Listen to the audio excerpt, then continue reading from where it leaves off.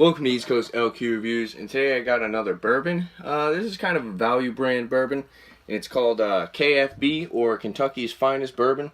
It's a genuine old-fashioned sour mash Kentucky straight bourbon whiskey.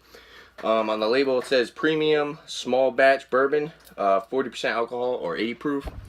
And I was kind of trying to figure out where this is from, and apparently it says Kentucky straight bourbon whiskey, kickback with Kentucky's finest bourbon, handcrafted and aged for extra smoothness in Kentucky, USA. So this is a 750. It says bottled by, this is where it's kind of weird. It says bottled by United States Distilled Products Co. out of Princeton, Minnesota.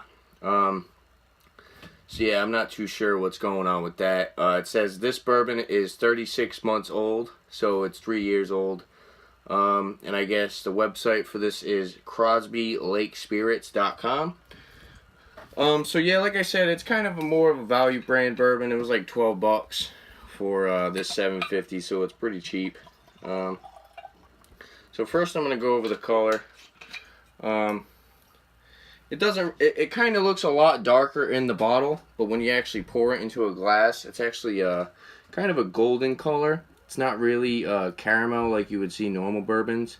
It's a lot lighter, actually. So yeah, like I said, it's kind of like goldenish. So on the nose,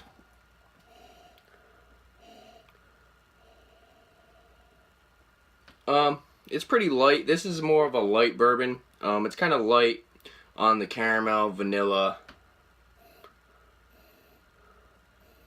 light oak and wood, a little bit of an alcohol smell to it.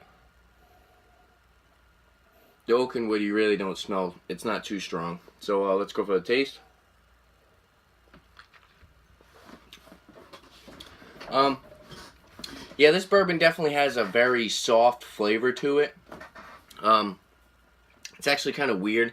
It's kind of a light caramel up front. I get a little bit of vanilla. I kind of get like a little bit of like a peanut, almost kind of like a peanut butter. And this actually tastes very similar to, where is it?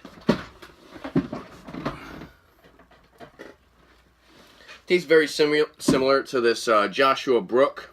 It's very light like this, and it kind of has that peanut butter flavor to it. And I believe this is also an old-fashioned sour mash. But yeah, like I said, the taste is very light. So you get light caramel, a little bit of vanilla's there. In between, I definitely get like a nice peanut. Not too much on the oak and wood.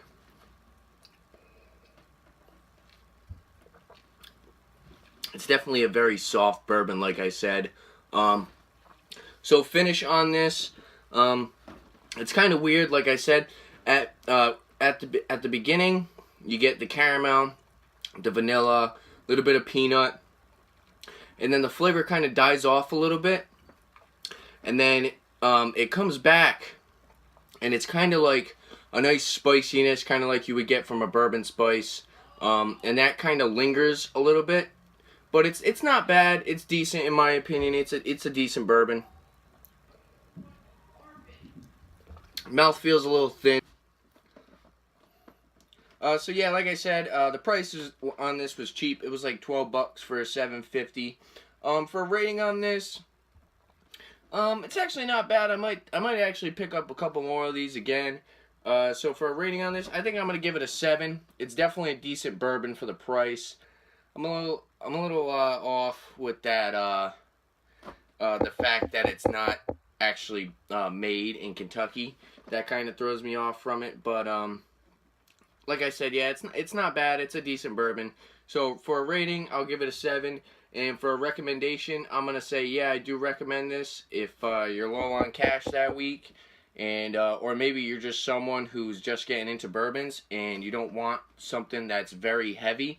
This is definitely a nice one to start off with because, like I said, the flavors are really light.